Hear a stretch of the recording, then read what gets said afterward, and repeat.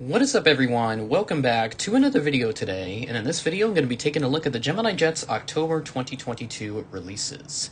So a little bit into September here, we're on the 22nd day of the month, and it looks like Gemini Jets is going to be announcing the October releases here today. So a bit of an interesting story post was made the night before, or actually about 2 nights before. 22 on 22 is what it said, so that is obviously hinting towards potential releases.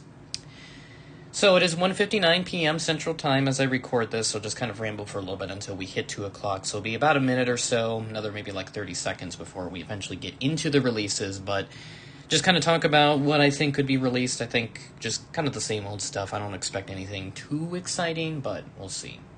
I'm not trying to get my hopes up because every time I do with the particular plane that I've always referenced many times in my videos, it never tends to happen. So I'm not going to even try and mention it at any point in time at this point. So it is now 2 o'clock, so that means the releases should be out and they will be available for us to enjoy. Alright, let's do this. It took a little bit of time for the website to update, but we finally have the Gemini Jets October 2022 releases, so let's take a look. Looks like we have a 172 release that is finally back this month, and of course it will be a Cessna 172. As to be expected, November 176 Mike Echo is the registration of this particular release. So, again, if you're looking for a Cessna 172 here, this is a good opportunity to get one, and it is from Sporty's Flight School once again. So they must have some type of contract or something to make one of their planes every now and then. They don't release them very often because it is kind of the same plane. It would get very repetitive to release that same plane, but I don't know, maybe they should expand on that 172 lineup at some point. The 1:72 scale, not the Cessna 172 plane. That's just kind of my thoughts on that. But let's move up to the 1-200 releases, part of our main event here. So let's take a look at that first release in the 200 scale. And again, you're going to have to forgive me if there are various cuts or, the audio just kind of jumps all over the place. I do apologize. That's because the images fail to load on time, or at least within, a quick amount of time, within quick succession. So if I do have to make any cuts, I do apologize for that, and also for the audio if that decides to jump around. But I'll try my best to alleviate some of that, if you will. But let's hop in. First release. Volaris Airbus A320neo with the 100th sticker. So same one that we saw in 1400 last month. Looks like a pretty good release here, and hopefully the colors aren't too blown out. I saw the 400 scale release. It had the Volaris titles, which is supposed to be kind of like a purplish color. It was leaning more towards hot pink. Now, that could totally be the lighting, and I get that. The lighting is not, you really have to get the model in your hands to properly judge the color, but there are times when you can obviously see that something is very off and something that lighting can't fix. Next up, we have a North Carolina Air Guard C-130 from the U.S. Air Force. So this is coming out of Charlotte, North Carolina. I would know a collector or two that would probably be very happy to see this in the 200 scale. So this is not a stretched Hercules model. This is, I believe, an H model, if I'm not mistaken. Yep, that is an H model. Move on up here. Let's see. We got a United 737 MAX 8 next. This is the United Together aircraft. I believe, it was like either Being United that they did a couple months ago, or it was another one. Maybe it was this one. But I think it was Being United, if I remember correctly. Maybe this is actually the same plane, and it's just different because of how the titles are placed, but I don't know. I will take a look at that here a little bit, potentially later on, or when I'm editing. Alright, keeping the train rolling here. Hopefully the pictures will start to load in within a little more reasonable time. Next up, yes, we have a nice one right here. A Qatar 777-300ER Retro livery. So this is the 25th anniversary livery that was introduced not too long ago at this point. It's been a couple of months since this was unveiled and has been flying around a little bit. So this looks like this will be a very nice release. It is a flaps down as well, so that is also a bonus for those that really love this plane. And of course, that regular release is to follow after the flaps down. So let's continue here with our next release. We have, what is this? New South Wales Rural Fire Service. Or no, wait, that's not New South Wales. or it could be, though, but it is American registered, though, so that's kind of throwing me off. But it looks like a 737-700. Let me take a look here and see if this has any more information. No, not really. So NSW Rural Fire Service, that could be... Or actually, no, this is actually a 300, so just taking a look there at that information. Yeah, it says it's a 300. And I mean, yeah, it almost kind of looks like a 700 too, but yeah, 300 is what it says. So it is a 737-300, a firefighting plane. So that actually looks pretty cool. Unique choice of release there from Gemini Jets. That'll be quite interesting to see how that turns out in the production images when those come out in a few weeks' time. Next up, we have Poppy the Prairie Dog coming in a 1 to 200 scale. So we saw this in 1 to 400 last month. Still kind of debating on whether or not I want that 1 to 400 release because there were some questionable concerns with it. Questionable at best concerns, I should say, with that particular model. So I'm still kind of on the edge of getting it or not getting it. So I don't know. I'll try to come up with a final decision here in the future. But I don't imagine that's going to sell out rather quickly. So I got plenty of time to decide if I need to. Ooh, nice release right here, a Caribbean 737 MAX. So this is the updated livery for the Caribbean Airlines planes. The 737-800, I remember seeing those in New York when I went there in 2019. But yeah, that looks like a really, really nice plane. That livery looks very stunning. Next up, we have a British Airways A350-1000 flaps down release again. So a couple flaps down releases this month. And then we'll have the regular release to follow after that. Does not look like the image is going to load, so we're going to disregard that, but you'll see the image on your screen. Last set of 1 to 200 releases, we have the Alaska 737 MAX 9 West Coast Wonders, or the Orca livery. Now, the 1 to 400 release looks really good. I am tempted to get that, but I will probably wait a little bit as it's not necessarily a high priority for me to get it right now.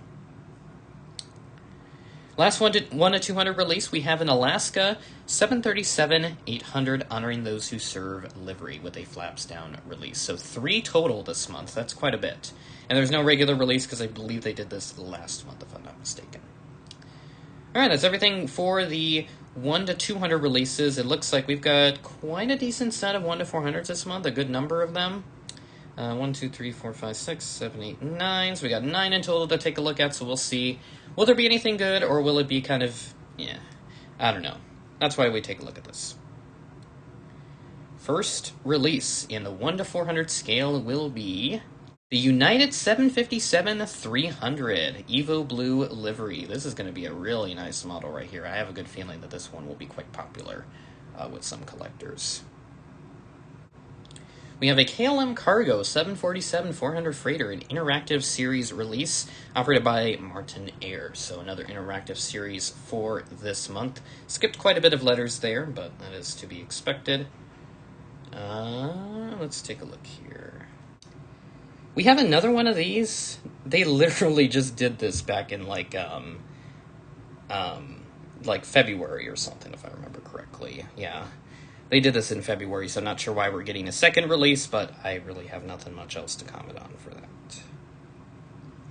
Next up, we have a Delta 757-300, another release of this. They did one last year, so kind of interesting that they're doing a second one here. Ooh, Delta A321 Neo this month. Nice. So we got a nice pair of Delta releases this month, a Delta 321 Neo. For this month, that looks really nice. Ooh, boy. I may accidentally spoil one of the releases, so we'll take a look here in just a moment. Condor E321, we got the yellow one this month. So this looks like a really nice plane, actually. This yellow kind of goes well with Condor, because that's kind of the color that they've had.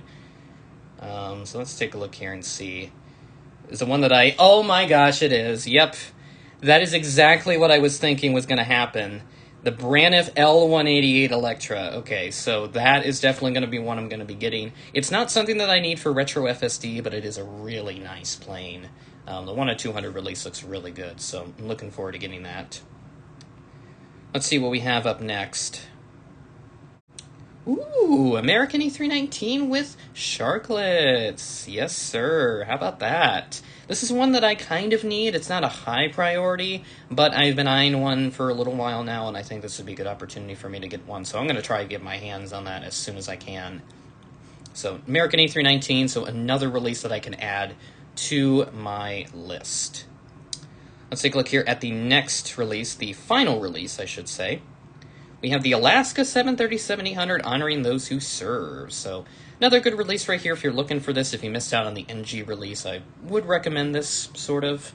I feel like Gemini has improved on the QC a little bit for the 737, so not as bad as I've made it out to be in the past. So I would recommend this if you're looking for that honoring those who serve 737. And that is everything that we have this month. Looking like another decent set this month, so not too bad. Still missing out on the Delta Connection number 175, but we do have a nice pair of Delta aircraft. Another Delta 757, they do a ton of those. So this is like their 6th or 7th one that they have at this point. I'm not sure why they love to do them so much. Yeah, so let me just take a look here. Yeah, amazingly, looking at the 1 to 400s, there are no planes available under $50 at the MSRP, so you're going to be paying quite a bit for these planes. So I would definitely make sure you're setting aside some extra cash each month if you're looking to get some Gemini Jets releases, because the prices of these things are continuing to skyrocket, I swear. They just keep going up and up and up, but I just feel like that sometimes the quality isn't necessarily going with it, or at the very least, just kind of sort of staying stable. Because I know if they can't improve the QC on some models, that's fine, whatever. But I feel like if they're going to keep increasing the prices, they got to add some features to sort of justify the price. But whatever the narrative is, or whatever the deal is that's causing this price increase, we probably won't know entirely for sure. So it's just all speculation at this point, from what at least from what I'm hearing. But otherwise, I'm just kind of focusing back on the releases. That Braniff Electra, I had a feeling that they were going to do that in 1 to 400. I had a definite feeling, and what I just noticed is that I just remember there were several future releases that were removed, but they were not done. So, for example, we had the Asiana A380 in 1 to 400. That was a future release that was removed. We didn't get that. Eastern Golden Falcon Electra in 1 to 200. That wasn't released either. And a Delta 757 300 and 200 scale. But we got one in 400 scale, which is a little interesting. So perhaps some shakeups here with how they like to do things. Now, again, I don't know, just looking here at some of the other releases, I don't know why they did another Emirates be part of the magic. They literally did one back in February. I don't understand why they did a second one, unless if they had multiple planes painted in this livery, which then I would kind of justify, but still a little bit excessive to do the same plane again. I mean, they did 3 Emirates A380s at the start of this year, which I thought was a little bit ridiculous. Or actually not 3 this year, but like 3 within the last year up until this past spring. Take a look at the 1 to 200s, a nice set right here once again. I would say the 400 is probably about on par with the 200 scale in terms of the variety of releases that we have this month. Nice pair of Alaskas and the Speedbird aircraft. Those look really nice. The Frontier Neo is quite interesting, and that Rural Fire Service 737-300, a very interesting release that I've observed there. The Qatar Retros are going to be really nice. I'm sure that will turn out really good. Excuse me. And yeah, just kind of some of the more generic stuff, and then obviously the 172 making another one-off return this month. But yeah, Braniff Electra will definitely be on my list to get here very soon. And just another quick announcement that I do want to make. I do have my Gemini Jets September releases, the Electra E321 and Mesa CRJ900. They are in transit and they will arrive by the start of next week. Looking like about a Monday ETA, so I will have an unboxing video ready by Tuesday. If not, it will be Wednesday. So Tuesday to Wednesday is what I'm looking at for an ETA as of right now, because there could perhaps be some delays that occur within shipping. So I would expect anywhere between Tuesday to Wednesday of an ETA, perhaps later. So I'll provide updates on my Instagram page as needed. Make sure to go follow that, and I'll post them on my story. So that way you guys are as informed as possible. So with that being said, that is the end of the video. Thanks for watching, and I will catch you in the next one.